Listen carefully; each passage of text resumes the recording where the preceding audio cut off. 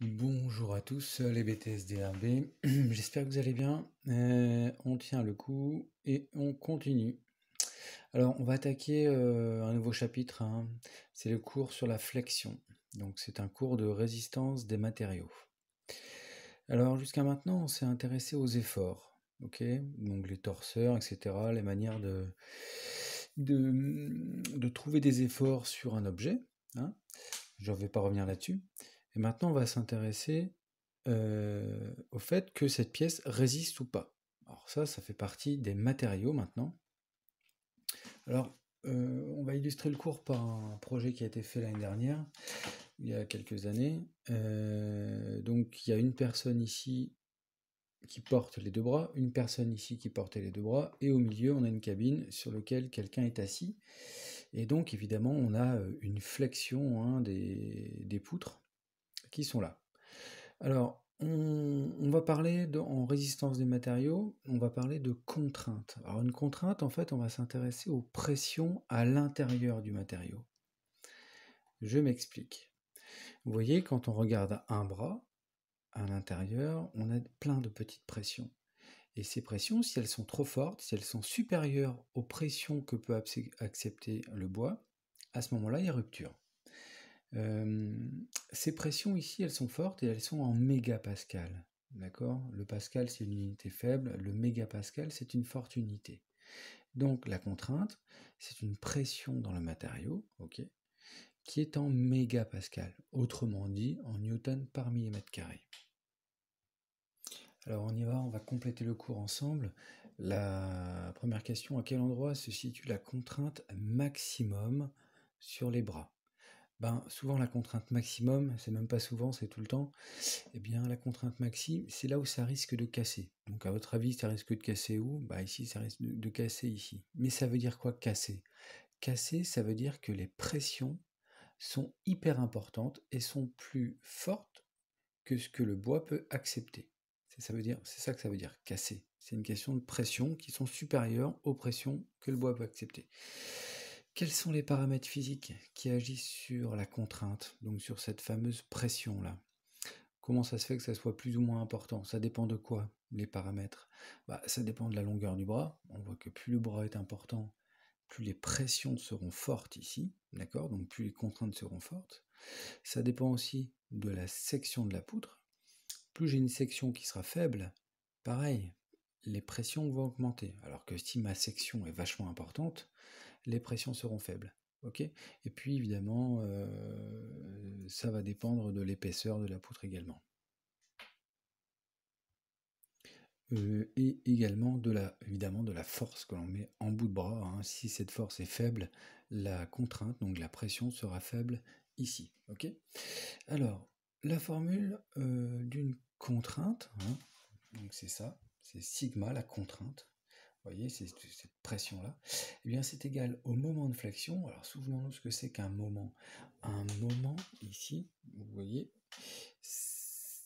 un moment, c'est égal à la distance multipliée par la force. Donc, c'est cette fameuse torsion qu'il y a à l'endroit où je vais calculer ma contrainte, ma pression maxi. Donc, ce moment s'appelle MFZ. MFZ divisé par IGZ, ça c'est à apprendre par cœur. Le moment quadratique IGZ, la formule est ici, c'est égal à base fois la hauteur divisé par 12. La base, qu'est-ce que c'est? C'est quand je prends la section de la poutre, ben, ça c'est la longueur de la poutre, ça c'est la section, ben, j'ai la base en millimètres et la hauteur en millimètres. Donc c'est égal à B fois H au cube, le tout, divisé par 12. Ok? Donc la base, la hauteur. Vous allez donc obtenir, multiplié par la hauteur, c'est-à-dire la hauteur divisé par 2. La hauteur divisé par 2. Et vous allez obtenir une pression, hein, donc la contrainte c'est une pression en mégapascal. Voilà. Alors pour continuer d'illustrer ce cours, on va prendre deux cas classiques, donc une poutre orientée comme ça et une poutre orientée comme ça. C'est la même section, ok? Donc ici c'est du 40 par 80. Et là, c'est pareil, sauf que le 40, il est comme ça, et le 80, il est comme ça. Alors, on va comparer ces deux cas. Alors, ici, on a un effort à chaque fois en bout de poutre, et on dit qu'on est encastré à ce niveau-là, d'accord? On est encastré dans un mur, dans ce qu'on veut. Voilà, on est encastré ici, ok? Donc c'est deux cas identiques, sauf que la poutre est orientée différemment. Alors évidemment, il y en a une, on va se douter, hein, qui aura une pression plus faible, des contraintes à l'intérieur qui seront plus faibles. Plus faible, c'est vachement bien. Ce qu'on veut, c'est que les contraintes soient faibles, hein. On veut des faibles pressions pour que ça casse pas. Bah, sûrement que dans ce cas-là, ici, les pressions ici, dans la liaison encastrement, seront plus faibles ici que là. On va le vérifier. Premièrement, vous calculez IGZ avec les formules qu'on a vues là-haut, et également dans ce cas-là. Ensuite, vous calculez le moment. Le moment, c'est la force fois la distance. La force fois la distance. C'est le même moment puisque c'est la même force et la même distance dans les deux cas.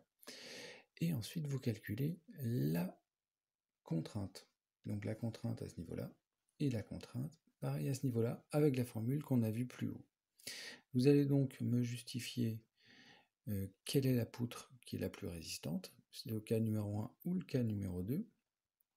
Ok. Et maintenant, on va voir, est-ce que ça résiste ou pas?